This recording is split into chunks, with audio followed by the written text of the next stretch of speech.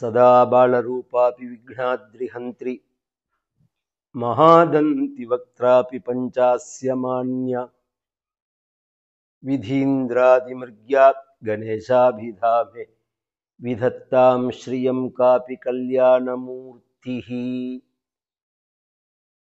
परम करुणामूर्तिயான உபாசனைக்கு சுலபனான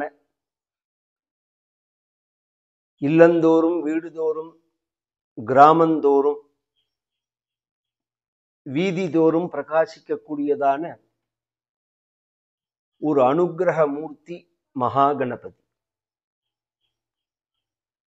எல்லாராலையும் வழிபடக்கூடியதான ஒரு சுலபமான மூர்த்தி.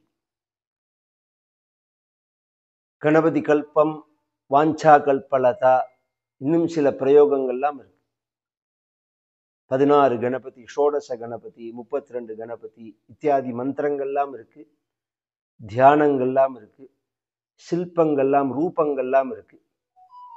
இதெல்லாம் தெரிஞ்சுதான் பூஜை பண்ணணும் அப்படின்னு இல்லாதபடிக்கு ஒரு யானையா கூட பிடிக்காம ஒரு கும்பாச்சியா ஒரு மஞ்சப்பொடி, ஒரு கொட்டைப்பாக்கு, ஒரு சாணி, ஒரு மரத்துண்டு, இதுல எதுலேயோ அந்த பிள்ளையார நாம ஸ்மரிச்சா போறோம். மந்திரம் சொல்லி ஆவாகனம் பண்ணணுங்கிற அவசியம் இல்லாம ஸ்மரிச்ச மாத்திரத்தினால அந்த இடத்துக்கு வரக்கூடியதான கருணாமூர்த்தியா பிரகாசிக்கிறார் மகாகணபதி. ஸ்மிருதமாத்ரோ கணேசானா பக்த சிந்தித பூரகா அப்படின்னு. ஆனா சாதாரணமான ஒரு தெய்வம் இல்லை, பல மகான்களுடைய உபாசியமான தெய்வம். எத்தனையோ மகான்கள் எத்தனையோ விஷயங்கள் இந்த பிரபஞ்சத்துல சாதிச்சத்துக்கு மூல காரணமா உள்ளதான ஒரு மூர்த்தி. அத்தனை சக்திய இன்னைக்கு ஸ்டாமினான்னு சொல்றேன் பத்தியா, சொல்றேன் பத்தியா உடம்புல. இதுக்கு காரணமான வழிபாடு முருகனோட வழிபாடு, இது பிள்ளையாரோட வழிபாடு தான். மூலாதார க்ஷேத்திரஸ்திதம் அப்படின்னு குண்டலினி சக்தியாக இருக்கக்கூடிய சக்தியோட சேர்ந்து நாலுதல பத்மத்துல பிரகாசிக்கக்கூடிய பகவானா இருக்கார். இவர் தான் உடம்புக்கு முழுக்க எனர்ஜியை கொடுக்கக்கூடியவர், விக்னங்களை போக்கக்கூடியவர், சர்வ ஜனங்களையும் நமக்கு அனுகூலமா செய்யக்கூடியவர், சர்வ காரியத்தையும் நமக்கு முடிச்சு வைக்கக்கூடியவர். எந்த காரியம் ஆரம்பிச்சாலும் முதல்ல வழிபட வேண்டியவர். நமக்கு பூஜை எல்லாம் கூட தெரியலன்னாலும் இப்ப நான் சொல்லக்கூடிய இந்த ஸ்லோகம் 16 கணபதியோட பெயர். இதை சொல்லிட்டு ஒரு காரியத்தை ஆரம்பிச்சா அந்த காரியத்துல உள்ள தடைகள் எல்லாம் விலகி அந்த காரியம் சித்தியாகும். சுமுகஸ்ச ஏகதந்தஸ்ச கபிலஹ கஜகர்ணகஹ லம்போதரஸ்ச விகடஹ விக்னராஜஹ விநாயகஹ தூமகேதுஹ கணாத்யக்ஷஹ பாலச்சந்திரஹ கஜானனஹ வக்ரதுண்டஹ சூர்பகர்ணஹ ஹேரம்பஹ ஸ்கந்தபூர்வஜஹ ஷோடச ஏதானி நாமானி யப் படேத் ஸ்ருணுயாதபி வித்யாரம்பே விவாஹே ச பிரவேசே நிர்கமே ததா சங்கிராமே சர்வகாரியேஷு. வித்யாரம்பே படிப்பு ஆரம்பிக்கிறதுலேயோ, விவாஹேச்ச கல்யாணத்திலேயோ, பிரவேசே கிரகப்பிரவேசம் முதலிய இடங்கள்லையோ, வெளியில கிளம்பும் போதோ, பெரிய பெரிய மகா யுத்தங்கள்லையோ, வியாபாரங்கள்லையோ, வெற்றியை நாம் விரும்புகிற இடங்கள்லையோ, சர்வகாரியேஷு உள்ள தடைகளெல்லாம் விக்னஹா தஸ்ய நஜாயத்தே போக்கக்கூடிய ஒரு மூர்த்தியா பிரகாசிக்கக்கூடிய இந்த மகாகணபதிங்கிற சித்தி விநாயகரை பூஜை பண்றதுக்கு எல்லா நாளுமே உகந்த நாட்கள். அதுல வெள்ளிக்கிழமை அப்படிங்கிறது பிரசித்தமானது, செவ்வாய்க்கிழமை அப்படிங்கிறது பிரசித்தமானது.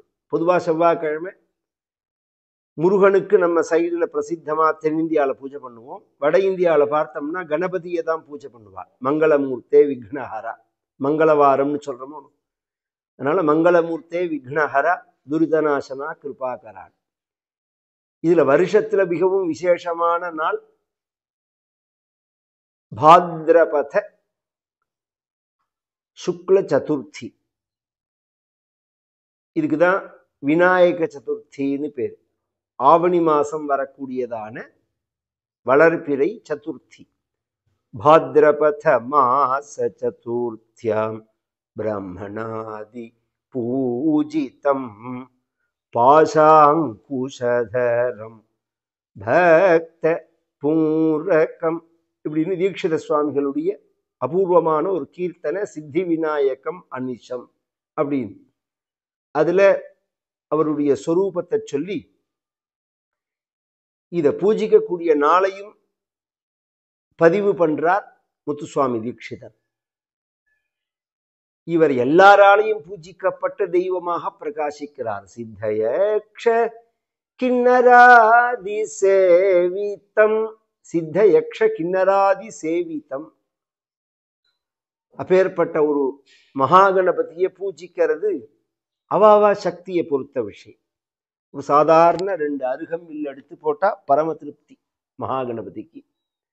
ஒரு வாழைப்பழம், ஒரு தேங்காய். பொதுவா அஷ்டதிரவியம் அப்படின்னு சொல்லுவார்கள்.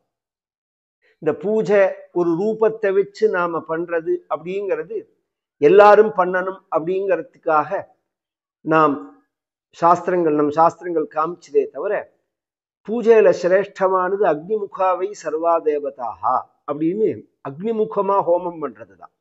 நீங்க உருவத்தை வச்சு வழிபடக்கூடிய கோவில்ல கூட முதல்ல அக்னிமுகமா ஹோமம் பண்ணி அந்த உருவத்துக்கு சக்தியை வரவழைச்சுட்டு தானே அப்புறம் நீங்க பூஜை பண்றீங்க. அதனால அக்னிமுகமா வழிபடுறது அப்படிங்கிறது அத்தனை மகிமை. மகாகணபதிக்கு விசேஷம். எல்லா பூஜையும் விசேஷம்னாலும் ஹோமம் ரொம்ப விசேஷம். ஹோமம் ரீதியா பண்றது அதுக்கு அஷ்டதிரவியம்னு இருக்கு. சத்து மாவு, கரும்பு, நெல் பொரி, அவுள், தேங்காய், எள்ளு, அருகம்பில்லு, தேன், இதெல்லாம் பிள்ளையாருக்கு பிடிச்சது. இன்னும் நிறைய இருக்கு. நெய் இருக்கு. இதை நாம குழக்கட்டையா பண்ணலாம். சத்து மாவையும் தேங்காயையும் கரும்ப வெள்ளத்தையும் சேர்ந்து குழக்கட்டையா பண்றோம். சத்து மாவையும் வெள்ளத்தையும் சேர்ந்து அப்பமா பண்றோம். வெள்ளத்தையும் எள்ளையும் சேர்ந்து எள்ளுருண்டையா பண்றோம். வாழைப்பழம், இதெல்லாம் மகாகணபதிக்கு பிடிச்சது. ஏன்னா அஷ்டதிரவியம்ங்கிறது ஒவ்வொரு பிரதேசத்துல ஒவ்வொரு திரவியத்தை சேர்த்துப்பா விடுவா, அது மாதிரி. அதனால நான் எல்லாத்தையுமே சேர்த்து சொல்லிட்டேன். எனக்கு ஆரம்பத்திலேருந்தே இஷ்ட தெய்வம் சித்தி விநாயக் அப்படிங்கிற பம்பாயில பிரகாசிக்கிறார் பாருங்க. சின்ன வயசுல, எனக்கு தெரிஞ்சு 5-6 வயசுலேருந்து நான் தரிசனம் பண்றேன். ஒரு இஷ்டம், ஒரு ஈடுபாடு. ஒவ்வொருத்தருக்கும் ஒவ்வொரு தெய்வத்துக்கிட்ட கோவில்ல ஈடுபாடுங்கிற மாதிரி எனக்கு கணபதியில இந்த சித்தி விநாயக கணபதி ரொம்ப இஷ்டம். எப்ப போனாலும் தரிசனம் பண்ணுவோம். அப்படி ஒரு ஆச்சரியமான சாநித்தியத்தோட கூடினதான ஒரு ஆலயம் அது. லட்சக்கணக்கான ஜனங்கள் வந்துட்டு போறார். அந்த பிள்ளையாருக்கு பொதுவா பிள்ளையாருக்கு கணபதி ஹோமம் பண்ணுவா.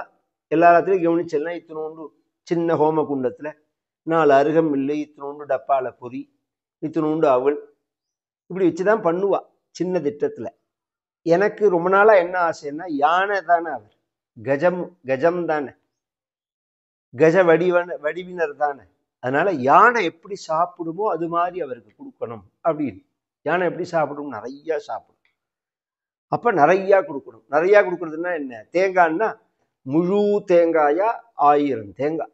வாழைப்பழம்னா முழு வாழைப்பழமா 1000 வாழைப்பழம், 1000 கொழுக்கட்டை, 1000 எள்ளுருண்டை, 1000 அப்பம், அருகம்பில்லு, நெல் பொதி, சக்கரை பொங்கல், அவுள், நெய், இதெல்லாம் வச்சு பிள்ளையாருக்கு பண்ணணும்னு ஆசை.